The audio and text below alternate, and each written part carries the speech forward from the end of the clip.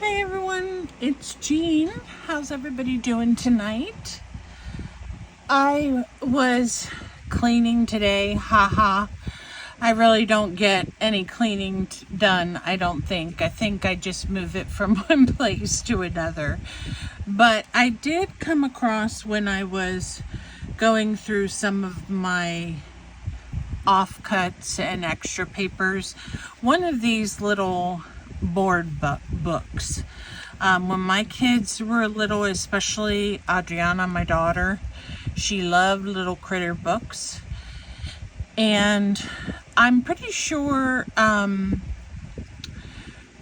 when I picked this up, she was in a further reading level, so we didn't really use this one. But I got this at a secondhand shop or somewhere and decided that it would make a cute little journal, because all you would have to do really is cover the pages, or if you didn't want to cover the pages, you could use some of the images that are here. Some of them are really pretty, but what I'm going to show you is my basic idea of what I want to do with this little book. So firstly, I think the easiest way to cover the pages, because these are kind of smooth, and I have seen in other videos where people will sand them down a little bit. I don't think I really need to do that, but the first thing I want to do is I want to cover them in some type of neutral color palette, because what I have in mind for the top is something that's pretty bright. So I think I'm just going to go to my trusty oh stars, where did I put it? Here's my dictionary. We'll just use it. My bird book, I love the papers in that. I don't want to use them all up. But we'll just go ahead and start with a few pages that we'll tear out here. And I don't want any of the white showing, so I'm going to cut the white off. Just right along the edges. You don't have to do, you can use your cutter if you want to, but you don't have to use your cutter. You can just cut them along this side. That way you don't get the white border. And I've been tasking myself to throw more things away instead of keeping everything, because that's what's causing me to have my art attack in here. Let me pick something up. I'll be right back. So I haven't worked out the complete design yet, but I am going to start by covering the pages. And I think the easiest way to do that is to just slap on some glue. Oops, I think I have this closed because I was cleaning it.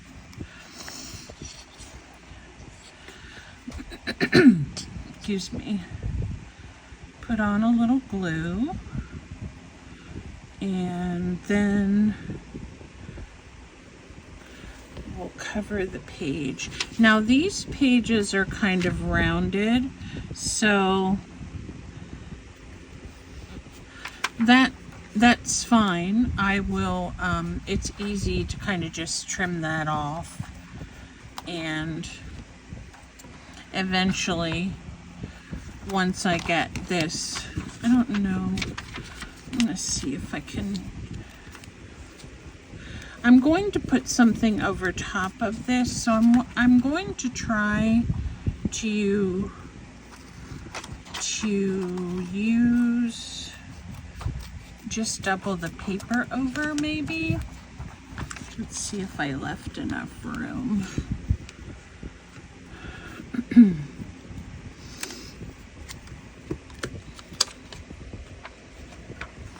Okay, why complicate this more for myself, right?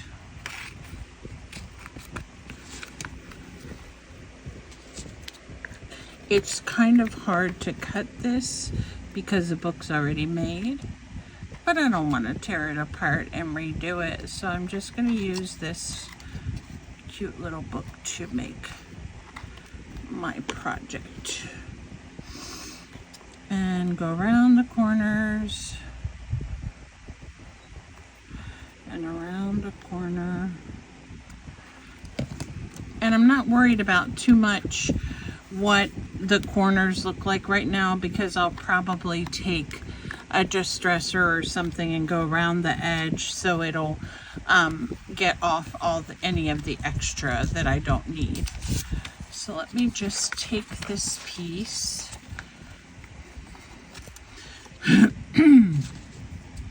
and I'm going to trim this right up along here, and then I'm going to cut it right where they join, and hopefully this will be pretty much the size of each of the pages that I need.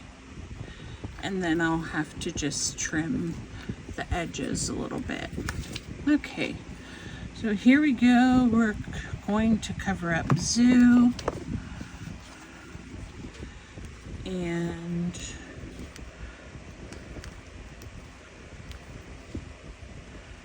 a little bit.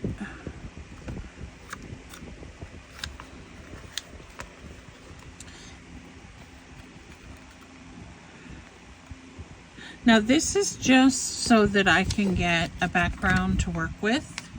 I'm not too concerned about everything being covered up, except for I want to make sure the outer edges on this side are even, and then I can go in and fix anything else that I need to later. And this little book has a lot of pages in it, so we have a lot to work with. And I was going to just go ahead and make this and then show you the project later, but I decided to do it on camera because you would lose the effect of the book that we're covering, the cute book, and not be able to enjoy you know, what the original base substrate was of the journal. So that's why I decided to do this on camera. Now you'll have to forgive me because this is kind of busy work, but that's okay.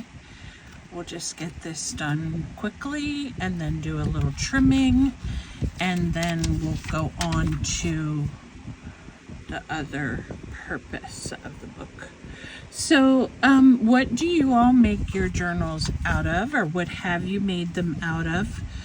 I have made some for baby showers using children's board books. I think they're so nice because they're thick and you can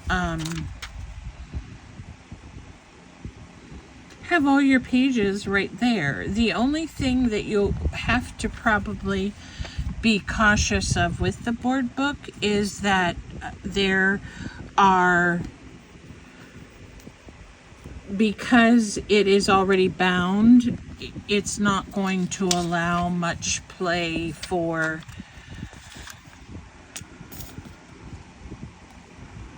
three-dimensional items, so you're going to have to keep whatever you put on the pages pretty much plain, you know, all flat. Is that all the way to the edge? Yes. So we're getting there. Where's my diccionario?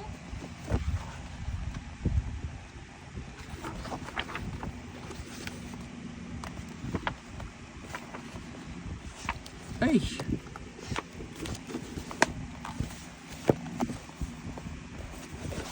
My son was here earlier, and he's a senior this year, and we were doing his economics homework.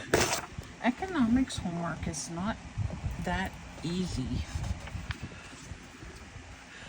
And, you know, it's all about calculating your pay and calculating your expenses, and I'm like, to be perfectly honest with you, I have never ever in my whole entire life, and this could be maybe the root of some of my problems, but I have never ever kept a checkbook. When checks were the thing and we would write checks for different things at the grocery store, or if you would write, when I was growing up, we had a class for learning how to write checks, but I never used a check register. I just kind of knew what I had in there and knew what I spent and just went from there. So I hope I'm not the only one that has never done that. My mom, she still uses checks even today, and she keeps a check registry, and I'm just like, Mom, I never figured that out.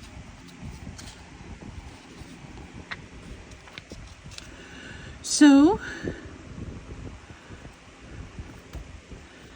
here we go. We're getting toward the middle, and what I think I'm going to do, just for the sake of the video and the tutorial portion of this, I want to show you what my idea is for the book, and this will just be a starter, and then I'll come back and do a part 2 to show you the rest of it. But what I have in mind, once I finish covering all of these pages and trimming them down properly,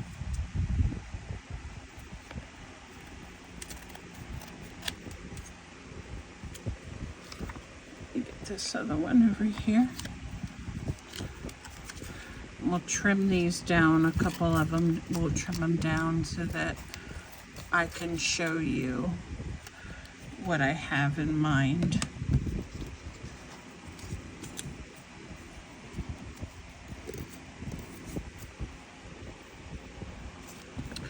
Okay, so I keep one of these. It's usually used at the nail salon to buff your nails, but I use it to go around the edges of my papers like this. And what happens is that extra little bit of paper that you might not be able to get with your scissors, it's going to come off with the sanding. So I'm going to sand, and I have a group of them together, so it's not just one. I have a group of them together, and we'll sand this, and then you get the nice round edges. And I find that the sanding blocks are a lot easier to use, or you can go to your local hardware store and you can actually get sanding blocks instead of in paper. I haven't been to one of them for a long time, but these are just as, you can get these at the Dollar Tree or Walmart or wherever, and you just go around the edges and it will take off any of that extra that you don't need. And then when you ink this up, you may have to help it by tearing some of it, but once you ink this up, then you get a nice edge. So here is this page, and I often talk about an emery board or a this type of item as being a crucial part of your art supplies. I think Tim Holtz sells a distress tool, which I do have one somewhere. I'm not sure where it is at the moment, but he sells a distress tool that you can use as well. But I just find this is easier, it fits in my hand better, and it does a really good job. So as you can see, let me just cut this a tiny bit. That's a lot to sand off. But as you can see from these previous pages, see how nice and smooth they are now, and even.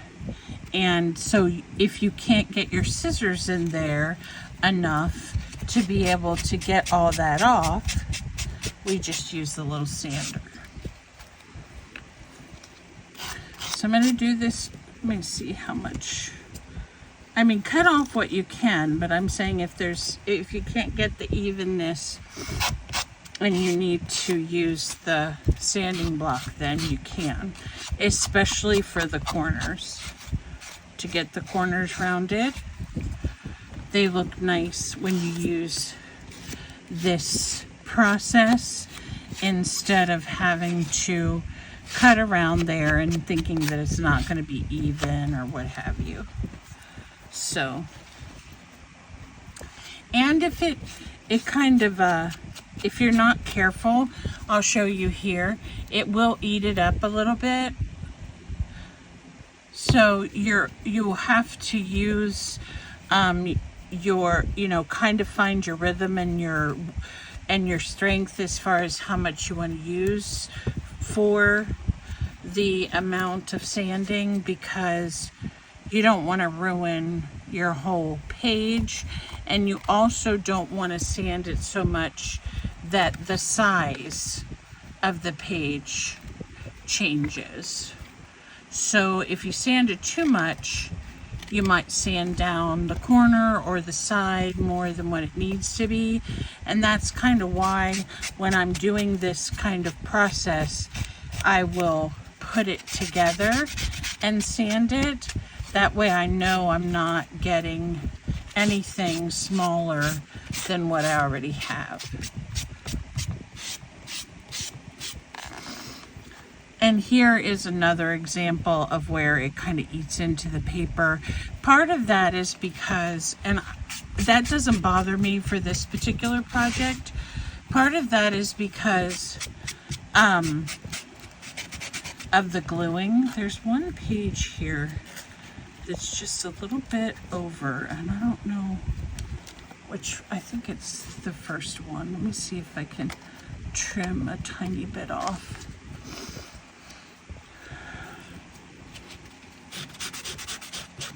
So as you can see, you just go around the edges and trim what you need to, sand what you need to, make sure the edges are all nice and even. The bottom needs worked on a little bit here.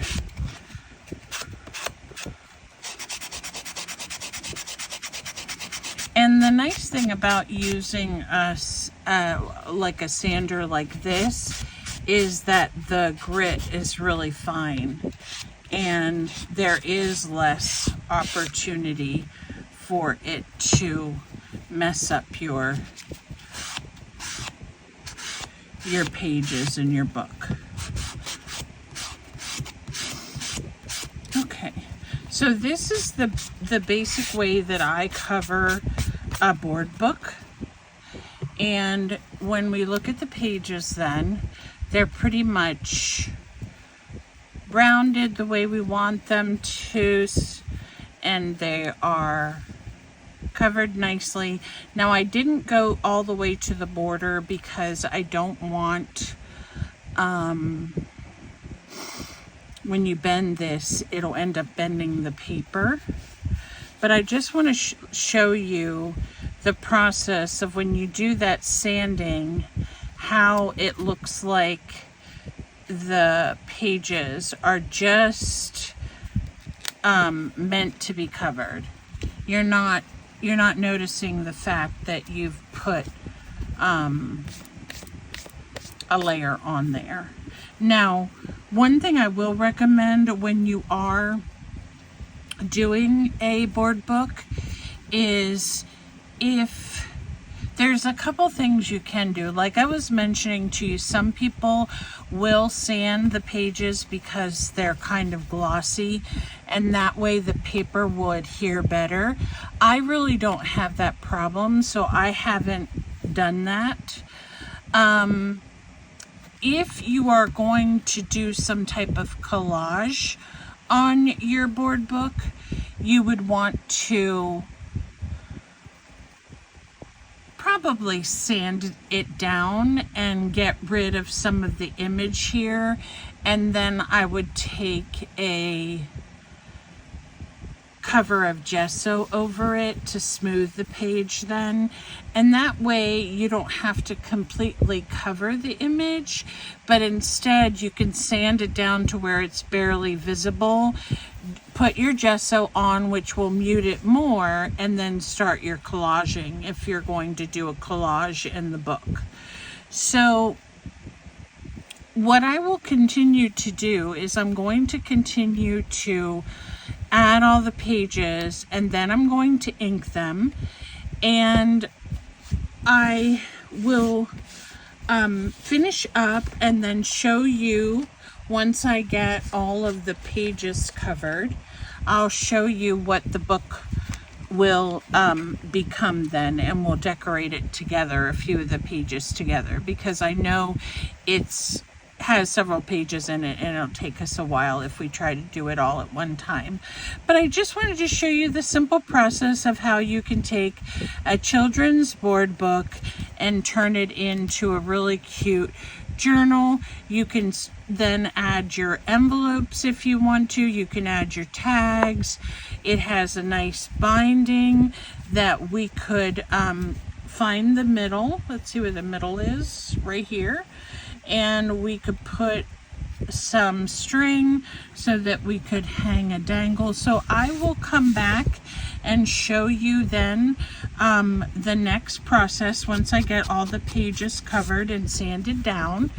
And I am going to ink the sides too, because I think that'll help, but I'm not going to ink the sides in a standard brown. I'm probably going to use a teal or a purple, and then I have to decide what I'm going to do for my cover. But that is what I wanted to share with you guys tonight. Now I've got all this paper residue on my desk. I also wanted to encourage you to come back Friday. I'm sure we'll see each other before then, but that's when Spanish Heritage Month starts. And if you would like to share in that and making a video or something along those lines, let me know. Additionally, I am so thankful for my recent subscribers. You all are really encouraging me that I did the right thing by starting my YouTube journey and my art journey again after all these years, and I'm really happy about that.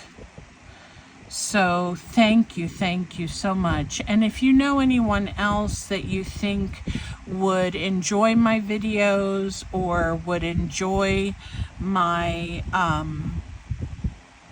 creations, or joining my Facebook group, or visiting my Ko-Fi, I always say that.